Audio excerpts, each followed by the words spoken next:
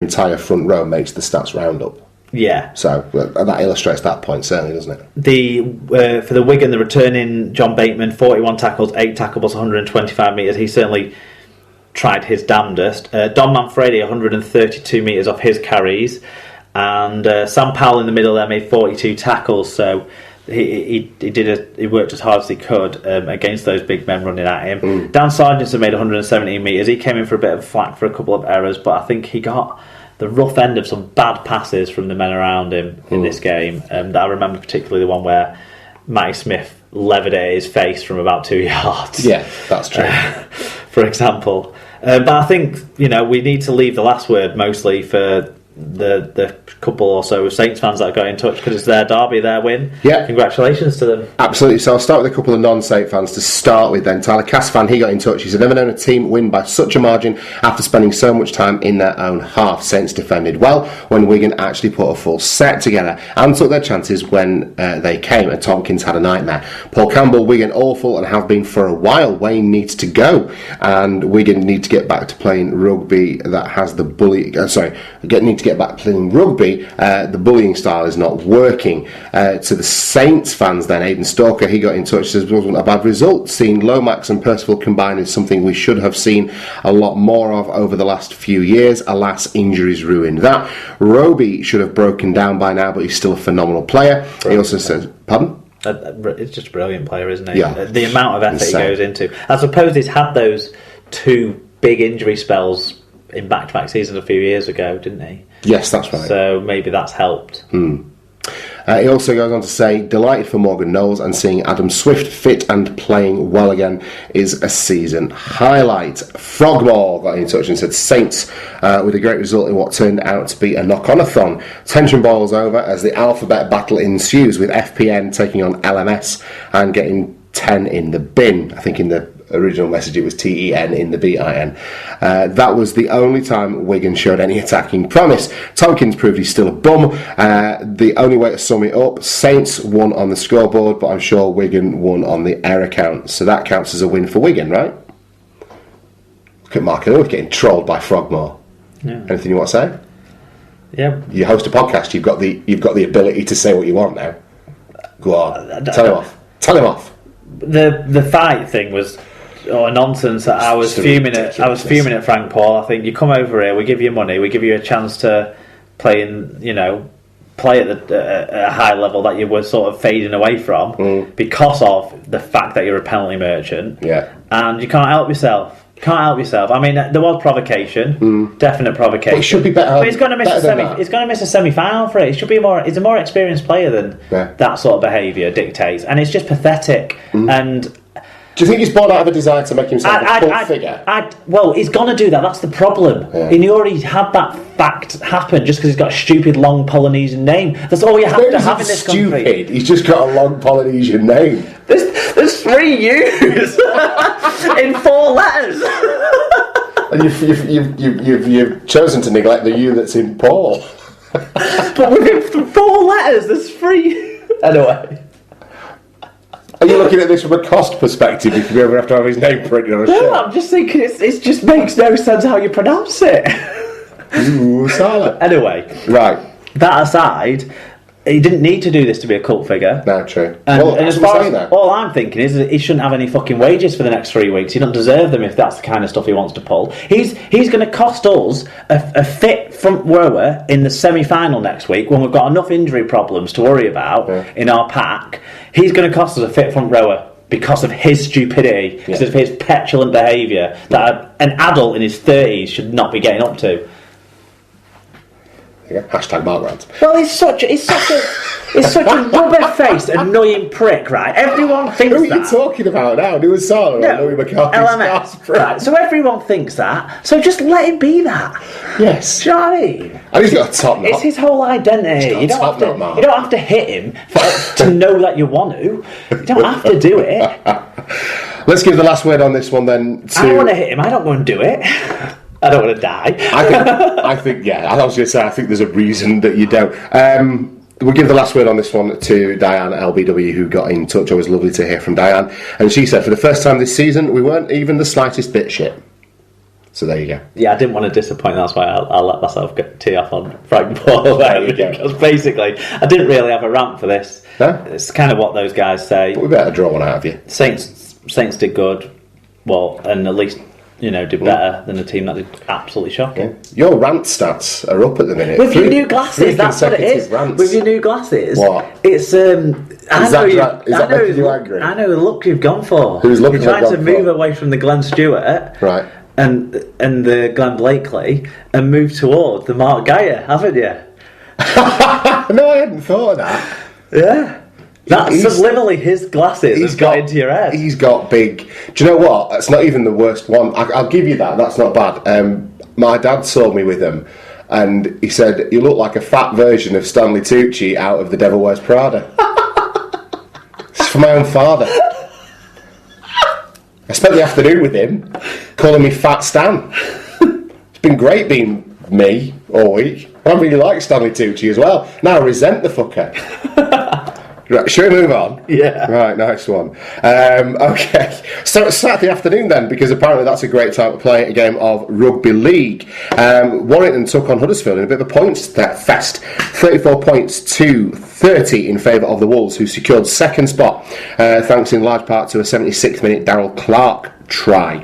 Huddersfield even led on a couple of occasions in this. It's a bit of a shame to see Rickstone not quite get them over the line, but green shoots against a team that's probably going to be there or thereabouts come playoff time. I'll say it was a fucking shame that Jermaine McGilvery wasn't there to fall over the line for those 3 tries and help my fantasy team out. Poor old. That's the problem. That is a bit of a shame. Actually, speaking of wingers, I think there might be an issue with wingers at Warrington that we haven't touched on. Lynham and Perry, right? Lynham and Penny, both in 19, but didn't play. Now, I don't know if Penny's been injured or not, but Penny has been injured. Right, okay, so that answers my question. Lynham, we know that they're not a big fan of his attitude, or there's something going on there with Tom Lynham. To pay a 6-figure sum and then have him playing out of Rochdale, something's gone on there. And they've ended up with Evans, who's normally a centre, playing on the wings, and Matty Russell, who can play, who's quick and speedy, but would you say he's more of a fullback for me than a winger? In my view, I see him as a better long-term winger than a fullback. Okay. At fullback, he lacks the link play that the modern fullback kind of needs. And as long as he goes looking to pick up those balls out of dummy half still, to get off the back of... to get second carries in sets, off the back of a quick play of the ball, that's when he's most damaging. Very similar to Lewis Tierney for Wigan, but better at it because he's been doing it a bit longer, I think. That's where his strength lies for me. He's not the best finisher, I wouldn't say, but that might come. But that's an issue wherever he plays on the pitch, I would think. But his biggest strength is picking up and scooting out of dummy half and leaving people scattered, and he can do that from the wing just as well as he can do it from full-back. I think he'll get tested less. He loses concentration when he's isolated a little bit, I find, with Matty Russell, so that won't be a problem because you're less often isolated when you're taking high difficult kicks on the wing. I just think wing's a good position for the lad. Cool. Yeah. Okay, well, it's obviously not the big issue that I thought it was for Warrington then. It is an issue to play Evans on the other wing, I suppose. Yeah, there you go. He keeps doing well wherever you put him. I really rate Evans. I think he's doing very, very well indeed. Yeah. Just the question is why spend all that money on Lynham? What's going on with Tom Lynham then? I think that there's a question there. I think the bigger question that comes out of this one is they've conceded 30 points. Now they've managed to pull it out of the bag in the end, but on another day. With a slightly better defensive team that they might have faced. Well, Danny Bluff kicked anything like his normal conversion percentage. Huddersfield get at least a draw out of this, I would say. I don't know if they had any penalty. I don't know if they had any penalty goal. I'm not sure either. He was something like 50%. But goal kicking was. We'll get to the stats. But goal kicking was a difference. Shall we do that now? Because all I've seen is a brief highlight. That's it. That's all I've got from it. Right. Go ahead. I was out in the afternoon. I didn't follow the game on Twitter or radio or anything like that. You and Craig were having your Uncle Bryn moment on the... I went out on the canoe. On the canoe, weren't you? You came back with blistered hands. We did a good 4 miles. Where did you go? Were we on the canal? Yeah. Dropped on the canal at the Hand and Dagger in... Good pub there. Yeah. All right. Did you go towards Preston or did you go towards Lancaster? Preston way. Yeah. We got sort of past the back of BNFL and just a bit past there. Sort of almost at Leah and then turn round. Cool. Yeah. Is it called Leah? I would say Lee. Oh, no, I always thought it was Leah. All right. This is great for a podcast. Other people we know have lived in the Preston area and who listen to the show. There we go. Gavin Willisey, he's a big Preston man, even though he lives down in Kent or wherever now. This bit's for you, Gav. Right, let's talk about the stats in the game, Mark. John Padgett lived in Preston for a bit, didn't he? This bit's for you, John. Anyway, so it was Bob Phillips has been to Preston once. It was their efficiency with and without the ball that stood out for the victorious home side. 1.1 metres per carry better average gain and 4% better team tackle success. Despite 3 more errors, meaning the sides ended level in carries, Warrington were able to make 8 breaks to 5, although it did end up 6 tries each on the scoreboard. 5 goals to 3 helped wrap things up for the wire. There we go. Individually, who stood out for us then? Chris Hill back on the stats roundup. You'll be pleased to hear, Tom. You've missed him. It's a relief. 149 metres. Yeah, he is still playing. Rhys Evans on the wing, 129 metres, and Matty Russell on the other wing, 110 metres. So plenty of return mileage in those two boys. Stefan Ratchford were trying 108 metres from fullback. Mm-hmm. For Huddersfield, Right. It was on his full debut, I suppose. Yeah, can you say against Warrington, G Normsbury with 3 put down tries, 145 metres, 4 clean breaks. not bad stats for a man who was so apparently unenthusiastic about joining the Huddersfield Giants, Mark. Maybe he's just a man of few words. And well, he got the cushy McGilvray wing gig, didn't he? He did. He got where all the ball goes that way. You don't have to work for your tries. You get put them on a plate. Let Leroy do the work for you. Yeah. Danny Brough had 2. The cushy McGilvray wing. There wasn't a lot else to say about the Huddersfield stats, to be honest, but the halfbacks did have good involvement. Yes. Both Brough and Ellis had 2 try assists. Fantastic. Okay, feedback on this one. Lee Whitnell got in touch. He said, we did our best to hand this game to Huddersfield with silly errors, inviting pressure in energy, sapping heat.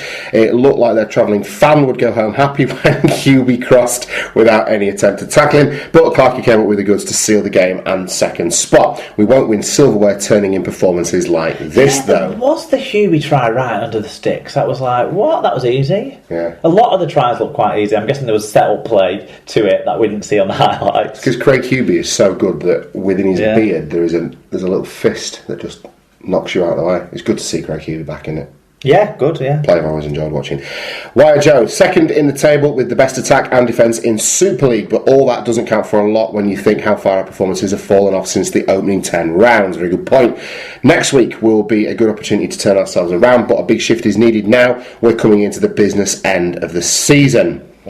Business end of the season, it was also for Wakefield and Castleford. Big derby win for the Tigers this Sunday, Mark, down at Bellevue. It ended 46 points to 20 in favour of the Tigers, who were actually losing at half-time 16 points to 10. So a big derby win, and it certainly lays a marker down for kind of this lower end, how things might play out in the lower end of the Super 8s. But it was pretty much the Luke Gale show, really. I had a hand in 4 or 5 tries that I scored, kicked 7 out of 8 with the boot. His little blip of poor form seems to be over with now with that performance, wouldn't you say? Yeah, I would suggest so.